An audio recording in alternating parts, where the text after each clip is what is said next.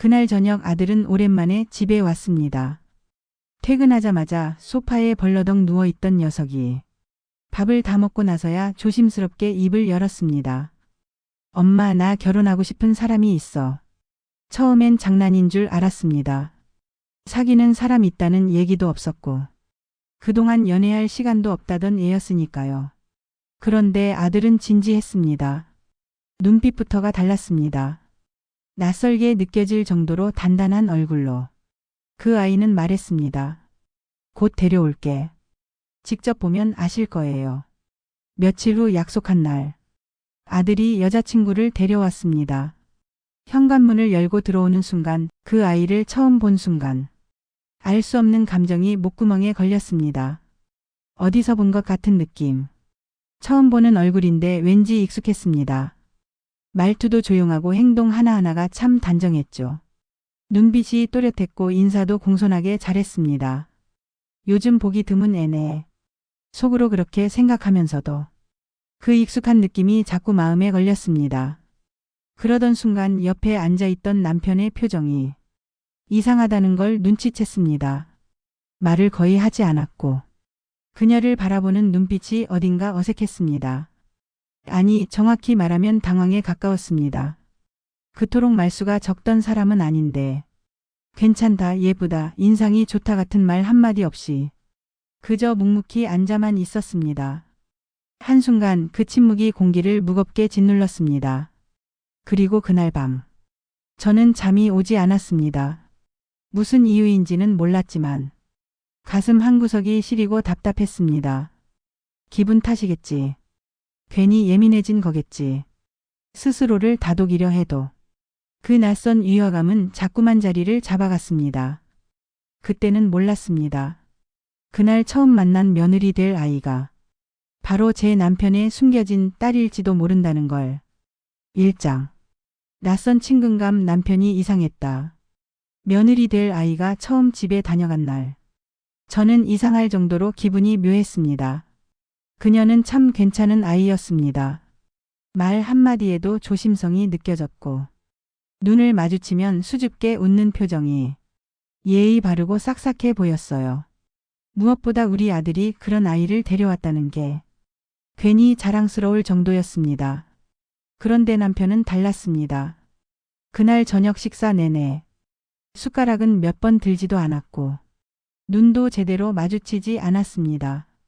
그녀가 말을 걸어도 어색하게 웃기만 했고 예전처럼 특유의 농담도 너스레도 없었습니다.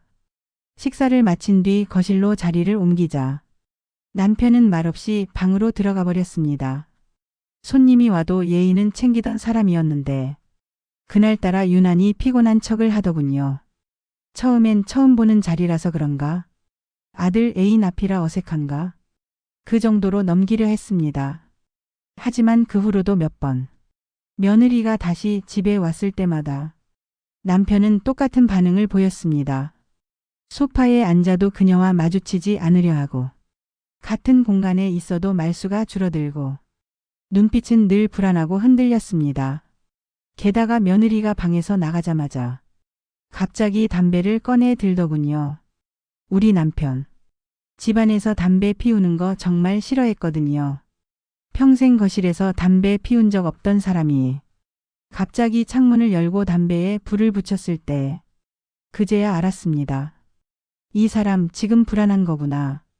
근데 왜 하필 이 아이 앞에서만 이러는 걸까? 그 아이가 낯설지 않은 걸까? 아니면 너무 익숙해서 더 불편한 걸까? 질문은 자꾸 늘어났고 답은 어디에도 없었습니다. 2장. 결혼을 갑자기 밀어붙인 아들. 그날 이후 아들은 자주 집에 들렀습니다. 자연스럽게 며느리 될 아이도 함께였고 둘은 정말 다정해 보였습니다. 함께 있을 때면 눈빛이 따뜻했고 서로를 바라보는 표정엔 애정이 넘쳤습니다. 그 모습을 보고 있자면 아, 저 둘은 진심이구나 싶었습니다. 부모로서 괜히 뿌듯해지기도 했고요. 하지만 얼마 지나지 않아 아들은 갑자기 결혼 날짜를 정하자고 했습니다. 엄마, 아버지. 저희 그냥 이번 가을에 식 올릴게요. 그렇게 급하게? 서로 나이도 있고 더 미룰 이유가 없잖아요. 혼수도 간단히 하고 조촐하게 진행하면 될 것 같아요. 서두르는 느낌이 분명했습니다. 사랑하면 그럴 수도 있겠지 생각하면서도 속으로는 이상하다는 감정이 지워지지 않았습니다. 게다가 남편 역시 아무 말 없이 고개를 끄덕였죠. 아들의 결혼인데도 별 반응이 없었습니다. 그날 밤 저는 남편에게 조심스럽게 물었습니다. 왜 이렇게 말을 아껴? 당신 평소 같으면 벌써 예단 얘기에 상견례에 신나서 떠들 텐데. 뭐 좋은 애 같잖아. 아들 마음도 단단해 보이고. 그래도 이상하게 말이야. 당신 그 아이 처음 봤을 때부터 좀 이상했어. 그런가? 딱 거기까지였습니다. 그 이상의 대화는 이루어지지 않았고 남편은 묵묵히 등을 돌리고 누워버렸습니다. 그날 이후 아들은 예식장 계약이며 예물 상이며 모든 걸 스스로 알아보고 결정했습니다. 마치 부모의 의견은 중요하지 않다는 듯이 그 모습조차 평소와는 달랐습니다. 결혼이라는 중대한 일을 이렇게까지 서둘러야 하는 이유가 뭘까? 그저 사랑해서라는 말로는 설명이 되지 않는 느낌이었습니다. 속이 자꾸 뒤틀렸습니다. 뭔가 놓치고 있는 게 있다는 생각이 하루가 다르게 짙어졌습니다. 3장.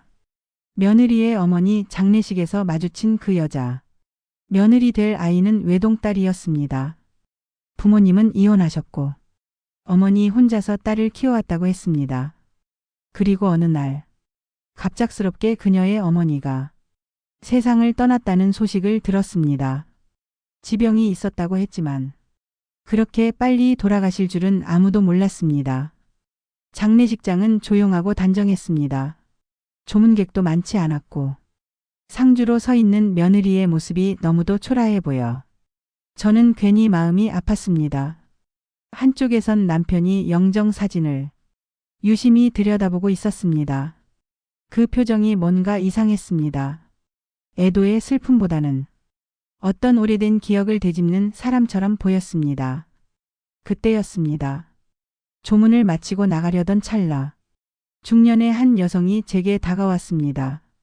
머리가 희끗희끗한 짧은 머리에 수수한 옷차림을 한 그녀는 낯선 듯 익숙한 얼굴이었습니다. 그녀는 제 옆에 서더니 아주 조용히 말했습니다. 그의 아버지가 누군지도 모른 채 자랐어요. 네? 어릴 땐 많이 울더라고요. 엄마가 절대 말 안 해줬거든요. 그런데 그쪽 남편분 얼굴이 참 낯익더라고요. 저는 아무 말도 하지 못했습니다. 그녀는 제게 조심스럽게 고개를 숙이고 그렇게 조용히 자리를 떴습니다. 하지만 그녀가 남기고 간 그 말은 내내 제 귓가를 떠나지 않았습니다. 그의 아버지가 누군지도 모르고 자랐어요. 그쪽 남편분 얼굴이 낯익더라고요. 순간 소름이 끼쳤습니다.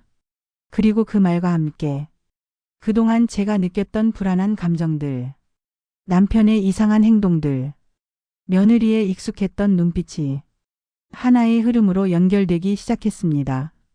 이건 우연이 아닐 수 있습니다. 이 아이가 혹시 정말 우리 가족과 피로 이어져 있는 존재라면 머릿속이 하얘졌습니다.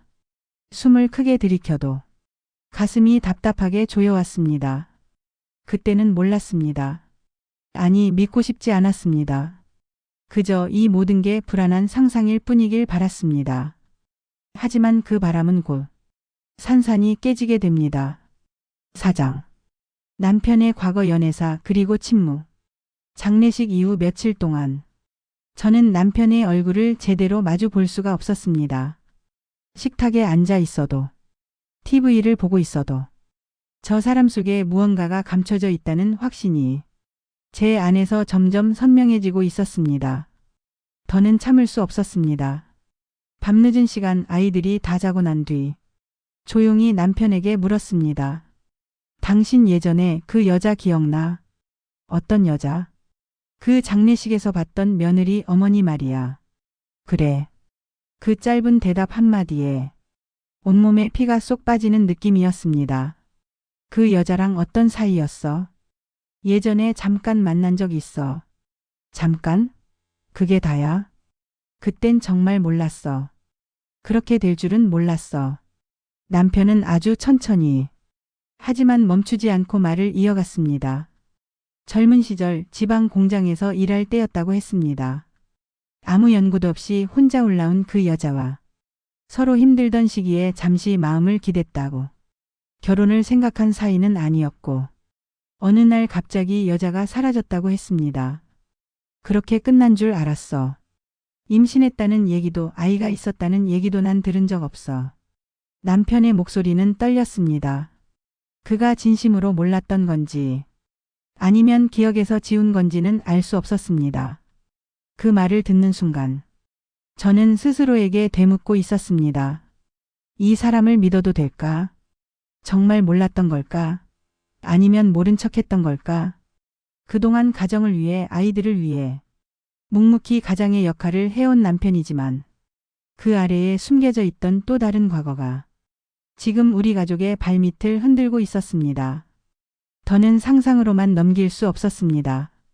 이대로 결혼을 진행시킬 수도 없었고 의심을 확신으로 바꾸지 않으면 우리는 모두 더 깊은 구렁텅이에 빠질 거라 생각했습니다. 그래서 저는 결심했습니다. 5장. 의심 그리고 오래된 사진 한 장. 남편의 고백 이후 제 머릿속은 온통 한 가지 생각뿐이었습니다. 정말일까? 남편 말대로 그저 젊은 시절 스쳐간 인연일 뿐일까? 그 아이는 정말 우연히 우리 아들의 곁에 온 걸까? 믿고 싶지 않아도 불안은 마음 깊은 곳에서 점점 자라났습니다. 그리고 며칠 뒤 우연한 기회에 그 결정적인 단서를 발견하게 됩니다. 남편이 외출한 틈을 타 정리되지 않은 책상 위 서류 더미를 정리하던 중이었습니다. 낡고 바랜 흑백 사진 한 장이 묵은 서류 사이에서 미끄러지듯 떨어졌습니다. 사진 속에는 젊은 시절의 남편, 그리고 낯선 여자가 함께 웃고 있었습니다. 두 사람은 팔짱을 낀 채 무척이나 가까운 사이처럼 보였습니다. 그 여자의 얼굴을 보는 순간 숨이 멎는 줄 알았습니다. 그녀는 며느리와 너무도 닮아 있었습니다.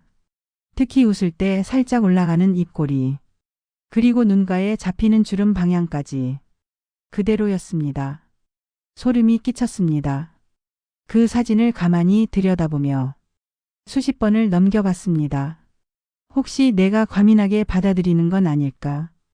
혹시 그냥 우연히 닮은 건 아닐까? 하지만 그럴 리 없다는 확신이 점점 더 커졌습니다. 사진을 숨기듯 남편 책상 아래 넣어둔 그 순간 그 아이의 말이 다시 떠올랐습니다. 어머님, 아버님이 예전에 어디서 일하셨는지 아세요? 왜? 어머니 말씀하시길 저희 엄마가 거기서 일하셨다고 해서요. 그 공장. 남편이 20대 초반에 잠시 일했다고 했던 그곳. 딱 그 시기. 딱 그 장소. 퍼즐 조각들이 하나하나 맞춰지는 소리 같았습니다. 이건 단순한 오해가 아니었습니다. 그 아이는, 그 며느리는 정말로 우리 집과 피로 얽힌 존재일 수 있습니다. 더는 미룰 수 없었습니다.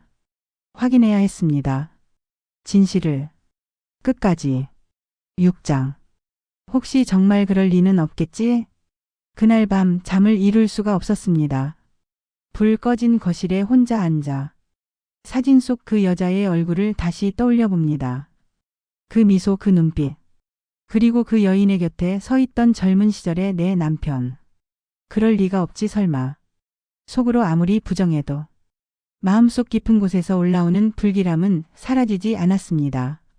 만약 이 아이가 정말 우리 남편의 딸이라면, 그리고 우리 아들이 그 사실도 모른 채 그녀를 사랑하게 된 거라면 너무 무서웠습니다. 이 집을, 이 가족을 늘 지켜왔다고 생각했던 내가 가장 중요한 걸 놓치고 있었던 걸지도 모릅니다. 그리고 그날 밤 남편은 제게 한마디 말도 없이 거실을 지나 방으로 들어갔습니다. 그 뒷모습을 바라보며 제 가슴 속에서 어떤 문장이 또렷하게 떠올랐습니다. 혹시 정말 그럴 리는 없겠지? 하지만 그 말은 이미 진실을 눈앞에 두고서도 끝까지 믿고 싶지 않았던 한 사람의 마지막 자기 위안이었을 뿐이었습니다. 이제 확인해야만 합니다. 진실이 무엇인지, 그리고 우리가 마주해야 할 현실이 무엇인지.